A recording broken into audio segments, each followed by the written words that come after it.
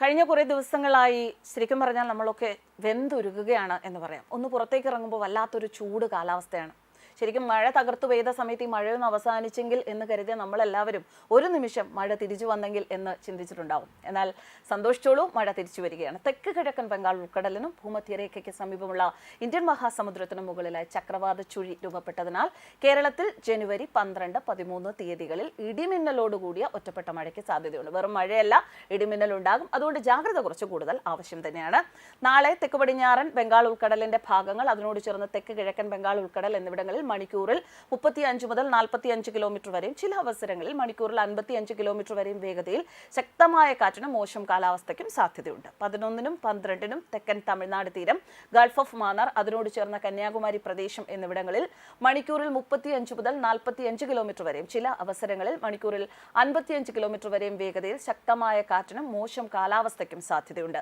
മത്സ്യബന്ധനത്തിനും വിലക്കുണ്ട്. എന്തായാലും എപ്പോഴും മഴക്കാലം വരുമ്പോൾ അല്ലെങ്കിൽ പ്രത്യേകിച്ച് പെട്ടെന്നൊരു മഴ വരുന്ന സമയത്ത് പറയുന്നത് പോലെ ജാഗ്രത പാലിക്കുക. ന്യൂനമർദ്ദം രൂപപ്പെടുന്നതിന് മുൻപുള്ള കാറ്റിന്റെ കറക്കമാണ് ചക്രവാത ചുഴി. ഇതിപ്പോൾ ചക്രവാത ചുഴി ഭൂമധ്യരേഖയ്ക്ക് സമീപത്ത് രൂപപ്പെട്ടതുകൊണ്ടാണ് പെട്ടെന്ന് വീണ്ടും മഴ വരുന്നത്. ന്യൂനമർദ്ദവും ഒരർത്ഥത്തിൽ കാറ്റിന്റെ കറക്കം തന്നെയാണ്. കാറ്റിന്റെ ശക്തി കുറഞ്ഞ കറക്കമാണ് ചക്രവാത ചുഴി. മർദ്ദ വ്യതിയാനം കാരണം ചക്രിക രീതിയിൽ കാറ്റ് കറങ്ങുന്നതാണ് ചക്രവാത ചുഴിക്ക് ഇടയാക്കുന്നത്. അന്തരീക്ഷത്തിൽ വിവിധ ദിശയിൽ സഞ്ചരിക്കുന്ന കാറ്റ് മർദ്ദ വ്യത്യാസം മൂലം ചക്രം പോലെ കറങ്ങും. ഘടികാര ദിശയിലും എതിർ ഘടികാര ദിശയിലും ഈ കറക്കം ഉണ്ടാകും.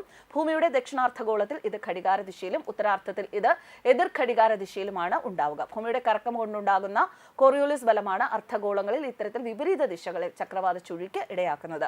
ചക്രവാത ചുഴി ശക്തിപ്പെട്ടാൽ ന്യൂനമർദ്ദമാകും. എന്നാൽ എല്ലാ ചക്രവാത ചുഴിയും ന്യൂനമർദ്ദമാകണം എന്നില്ല. ചക്രവാത ചുഴി ന്യൂനമർദ്ദമാകുകയും അത് പിന്നീട് തീവ്ര ന്യൂനമർദ്ദമാകുകയും പിന്നെ ഡീപ് ഡിപ്രഷൻ അഥവാ അതിതീവ്ര ന്യൂനമർദ്ദമാകുകയും ചെയ്താൽ മാത്രമേ ചുഴലിക്കാറ്റിലേക്കുള്ള വഴി തുറക്കുകയുള്ളൂ. അതുകൊണ്ട് അതൊന്നും ഭയക്കേണ്ട ആവശ്യമില്ല. പക്ഷേ കനത്ത ഇടിയുണ്ടാവും. എന്തായാലും ജാഗ്രതാ നിർദ്ദേശങ്ങൾ ഒന്നുകൂടി ഓർമ്മിപ്പിക്കാം. അതായത് അടുത്ത ദിവസം 10-ാം തീയതി, ഇന്നും നാളെയും, ഇന്ന് കഴിഞ്ഞിട്ട് 11-ാം തീയതി മുതലാണ് മഴ ഉണ്ടാകും എന്ന് പറഞ്ഞിരിക്കുന്നത്. 11, 12 ദിവസങ്ങളിൽ ഒറ്റപ്പെട്ട മഴയാണ് എന്ന് പറയുന്നു. എങ്കിലും ശരിക്കും ഈ മഴയോടൊപ്പം അതിശക്തമായ ഇടി ഉണ്ടാകാൻ സാധ്യതയുണ്ട് എന്നാണ് പറയുന്നത്.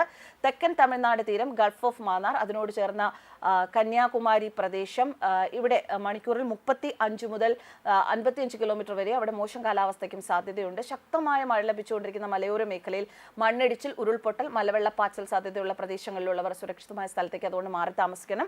പകൽ സമയത്ത് തന്നെ മാറി താമസിക്കാൻ തയ്യാറാവണം. സ്ഥിരമായി വെള്ളക്കെട്ട് രൂപപ്പെടാറുള്ള താഴ്ന്ന പ്രദേശങ്ങളിൽ താമസിക്കുന്നവരാണ് എങ്കിൽ സാഹചര്യം വിലയിരുത്തി തയ്യാറാക്കപ്പെടുന്ന ക്യാമ്പുകളിലേക്ക് മാറണം. ശക്തമായ കാറ്റിന് സാധ്യതയുള്ളതിനാൽ അടച്ചുറപ്പില്ലാത്ത വീടുകളിൽ താമസിക്കുന്നവരും മേൽക്കൂര ശക്തമല്ലാത്ത വീടുകളിൽ താമസിക്കുന്നവരും പ്രത്യേക ജാഗ്രത പാലിക്കേണ്ടതാണ്. അപകടാവസ്ഥ മുന്നിൽ കാണുന്നവർ അധികൃതരുമായി ബന്ധപ്പെടുക.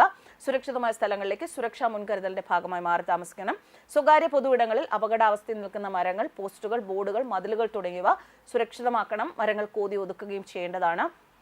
അപകടാവസ്ഥകൾ ഉണ്ടെങ്കിൽ അത് അധികൃതരുടെ ശ്രദ്ധയിൽപ്പെടുത്തേണ്ടതാണ്.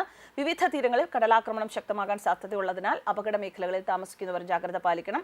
ആവശ്യമായ സാഹചര്യമെങ്കിൽ മാറി താമസിക്കണം. എന്തായാലും എപ്പോഴും മഴയെക്കുറിച്ച് പറയുമ്പോൾ വരാതിരിക്കാം എന്നിങ്ങനെ 2 ഓപ്ഷനാണ് പറയാറുള്ളത്. പക്ഷേ ഇത് കൃത്യമായും ഉണ്ടാകും എന്ന് തന്നെയാണ് സൂചനയിലൂടെ നമുക്ക് മനസ്സിലാക്കേണ്ടത്. എന്തായാലും ജാഗ്രത എപ്പോഴും നമ്മുടെ ജീവിതത്തിന് അത്യന്താപേക്ഷിതമായ ഒരു ഘടകമാണ്. അത് ഏത് സാഹചര്യത്തിൽ മഴ ഉണ്ടായാലും മഴ ഇല്ലെങ്കിലും.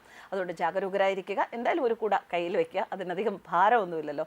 എന്തായാലും എല്ലാവരും സുരക്ഷിതരായിരിക്കുക എന്ന ഒരു ഓർമ്മപ്പെടുത്തലോടെ ന്യൂസ് ഡെസ്ക് കർമ്മ ന്യൂസ്.